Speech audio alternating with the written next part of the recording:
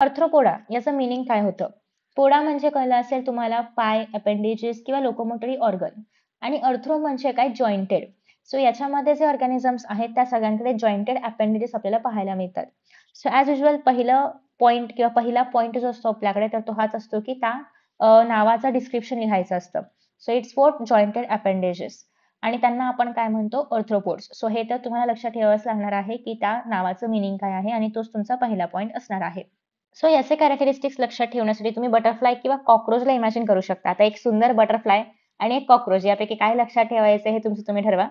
आता ह्याच्यामध्ये जे ॲनिमल्स आहेत किंवा ऑर्गॅनिझम्स आहेत त्यांच्याकडे विंग्ज आहेत. सो एकतर ते टेरेस्ट्रियल आहेत हे तर कन्फर्मच आहे. दुसरी गोष्ट अशी की हे ॲनिमल्स जे आहेत तर ते तुम्हाला माउंटन्स किंवा डीप ओशियन्स यांसारख्या सगळ्याच ठिकाणी बघायला मिळतील. ठीक आहे. सो जे विंग्सवाले वगैरे आहेत तुम्हाला माउंटन्स किंवा टेरेस्ट्रियल बघायला मिळतील.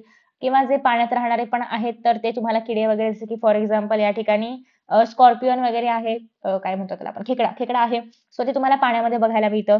सो फुल डायव्हर्सिटी बघायला मिळणार आहे आणि इतकी डायव्हर्सिटी असल्यामुळेच याला आपण एक लार्जेस्ट किंगडम म्हणतो किंवा लार्जेस्ट हायेस्ट ॲनिमल असणारे किंगडम म्हणतो दॅट इज व्हॉट अर्थ्रोपोडा. ठीक आहे. सो लार्जेस्ट फायलम आहे हे याचं कॅरेक्टरिस्टिक फीचर आहे. पहिलं जॉइंटेड अपेंडेजेस, दुसरं लार्जेस्ट फायलम, तिसरं असं आहे की सगळीकडचे ॲनिमल्स बघायला मिळतात. जर तुम्हाला एवढं सगळं नसेल लिहायचं तर डायरेक्टली लिहू शकता की एक्वॅटिक आणि टेरेस्ट्रियल दोन्ही प्रकारचे ॲनिमल्स आहेत. ठीक आहे, सिंपल.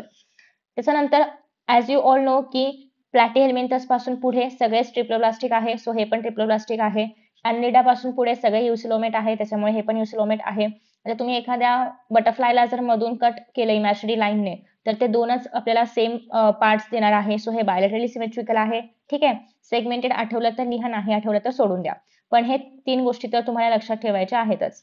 त्याच्यानंतर नेक्स्ट आहे जसे की प्रत्येकाचं काहीतरी युनिक कॅरेक्टरिस्टिक आहे. आपण बघितलं होतं की ॲस्कियलमेंथस आणि ॲनिलिड्स दोघांच्याही बॉडीवरती क्युटिकल होतं, टफ क्युटिकल होतं.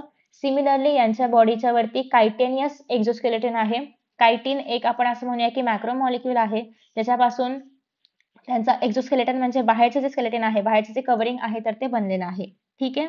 आफ्टर दॅट नेक्स्ट आहे की हे ॲनिमल्स युनिसेक्शुअल आहेत म्हणजे मेल आणि फिमेल डिफरंट बॉडीमध्ये प्रेझेंट असणार आहे. ठीक आहे. इफ यू रिमेंबर तर लिहा, नाही लक्षात राहिलं तर पहिले 4 कॅरेक्टरिस्टिक्स लिहायचे आहेत आणि हे कायटिनवाला पार्ट तेवढा लिहू शकता.